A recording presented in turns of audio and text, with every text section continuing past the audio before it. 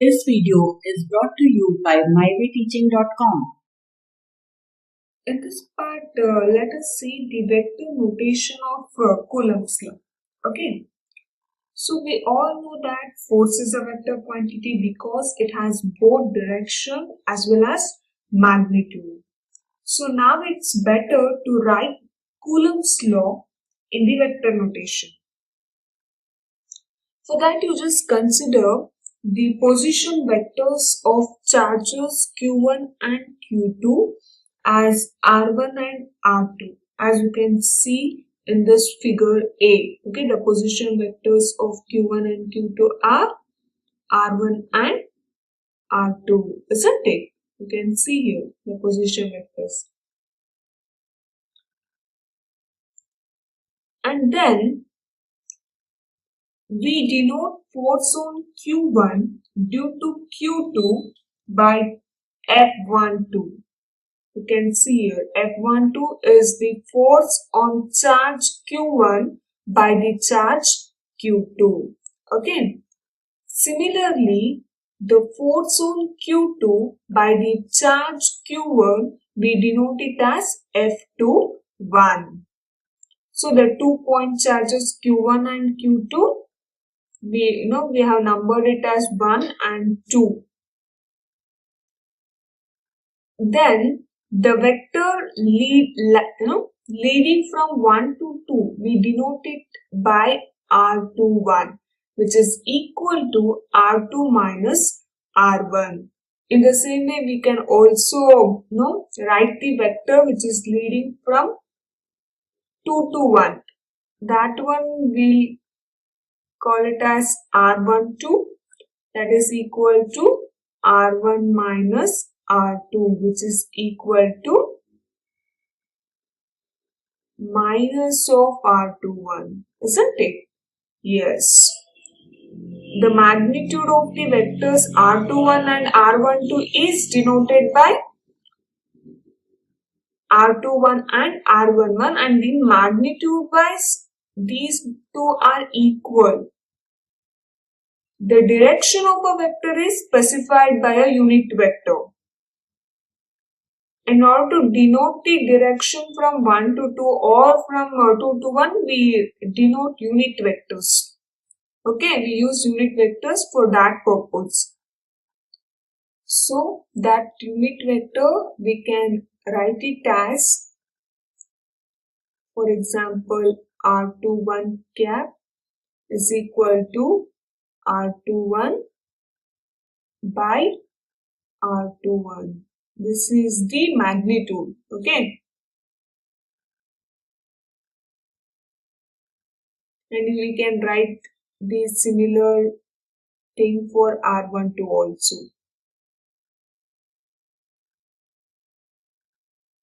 So this one will be in bold letter. And this is only magnitude. Okay.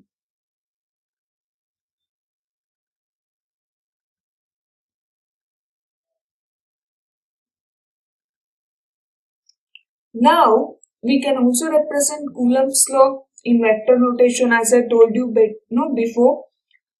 Coulomb's force law between 2-point charges Q1 and Q2, which is located at R1 and R2, is then expressed as F is equal to, we know the value of epsilon, it is 1 by the value of K, 1 by 4 pi epsilon naught Q1 Q2 by R21 square, and the direction is represented with the unit vector.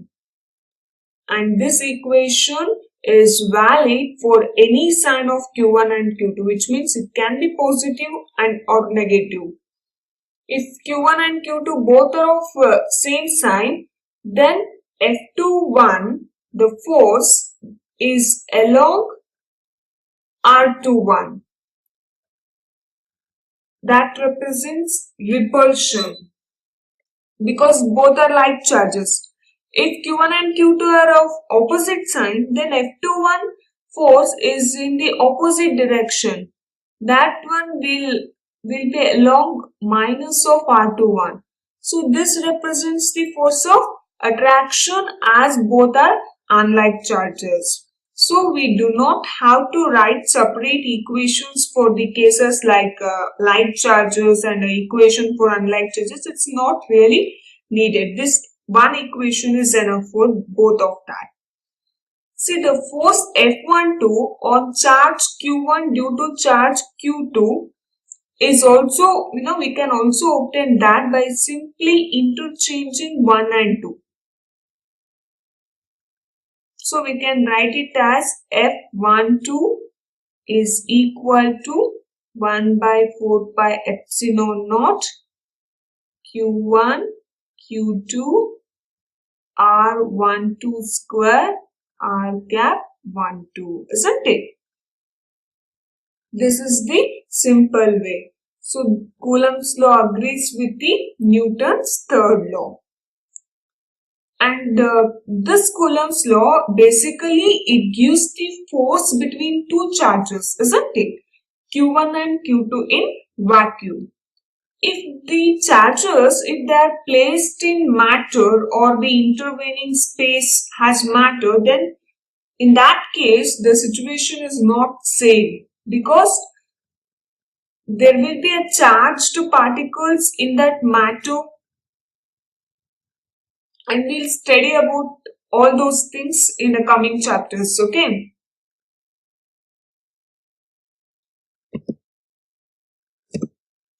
Now let us see one simple problem. The statement is given here. Coulomb's law for electrostatic force between 2 point charges and Newton's law for gravitational force between two stationary point masses both have inverse square dependence on the distance between the charges. So, the first case is compare the strength of these forces by determining the ratio of their magnitudes for an electron and a proton, and then for two protons, and then estimate the accelerations of electron and proton due to the electrical force of their mutual attraction when they are 1 angstrom apart, and they have given the mass of proton and mass of electron. The mass of proton is 1.67 into 10 raised to 27 minus 27 kg, and the mass of electron is 9.11 into 10 raised to minus 31 kg. So here we have two parts. Again, in each part we have sub questions, that too in the first part. So here they have asked us to compare the strength of these forces by determining the ratio of their magnitudes. So we should compare the strength for an electron and a proton and for two protons, and then we have to estimate the accelerations of electron and proton due to the electrical force of their mutual attraction. So now let us move towards the solution. So in the first question, comparing the strength for an electron and a proton by determining the ratio of their magnitudes. See, the electric force between an electron and a proton at a distance r apart is given by Fe. The electric force between an electron and a proton at a distance r. So the force Fe is given by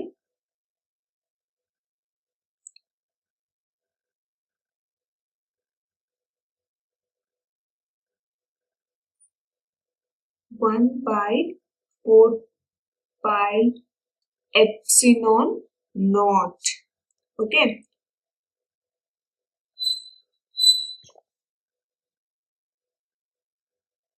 And here we will put negative sign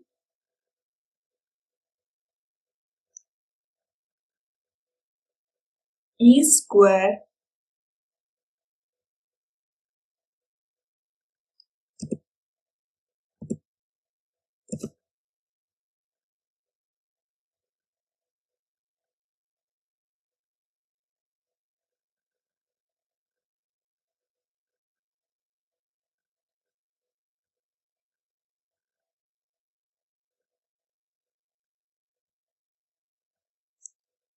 So this is the force. And here the negative sign, it indicates that the force is attractive. So the corresponding gravitational force is given by Fg minus G me by r square. Okay, where mp and me are the masses of proton and an electron respectively. Isn't it? We know that.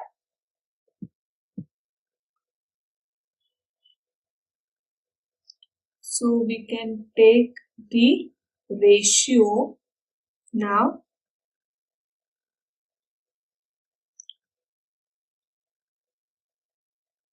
That is Fe by Fg, which is equal to 1 by 4 pi epsilon naught E square G MP and ME. Here we know the value of ME and ME. It is given in the question. We know the value of gravitational constant epsilon naught and the charge. So this gives an answer of 2.4 into 10 raised to 39. Okay. On similar lines, we can also take the ratio of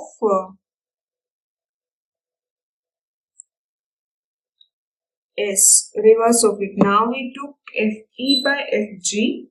Now we can take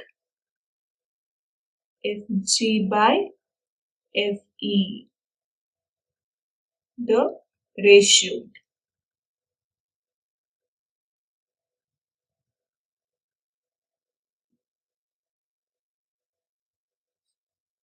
It will be equal to, and now we should not take reverse, we should take the same ratio that what we took for the first case, that is Fe by Fg, but here we should consider two protons. Okay, first they asked us to consider proton and an electron. Now we should consider two protons, and we'll get, after substituting all the values, we get 1.3 into 10 raised to 36. So it may be mentioned here that the signs of two forces are different. For two protons, the gravitational force is attractive in nature and Coulomb force is repulsive. So the actual values of these forces between two protons inside a nucleus, distance between two protons is approximately 10 raised to minus 15 meter. So the force will be around 230 Newton, whereas the gravitational force Fg will be 1.9 into 10 raised to minus 34 Newton. So the ratio of the two forces shows that the electrical forces are enormously stronger than the gravitational force. Okay. Now coming to the second part of the question.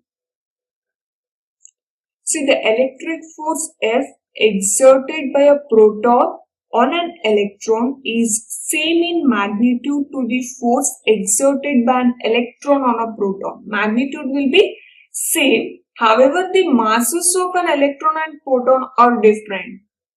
Thus, the magnitude of force, we can calculate the magnitude of force is equal to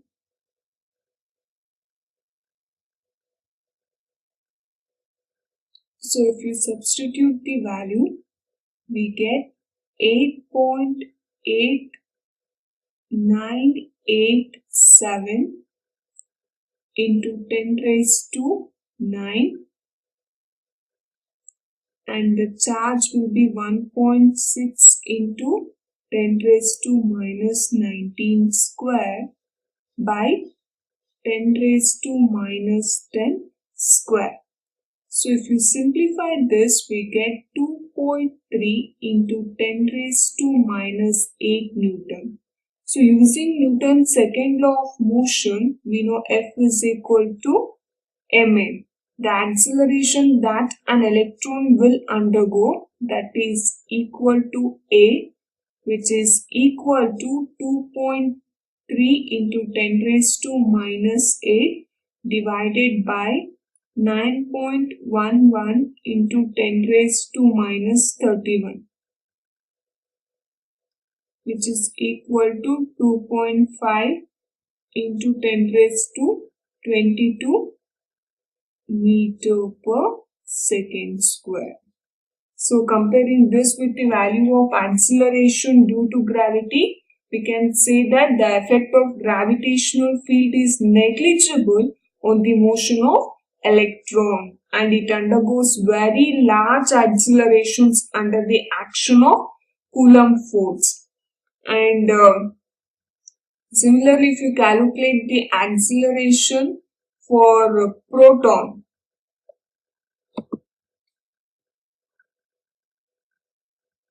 that will be equal to 2.3 into 10 raised to minus 8 Newton, and here we should consider the proton is 1.67 into 10 raised to minus 27 kg. Mass, that is equal to 1.4 into 10 raised to 19 meter per second square.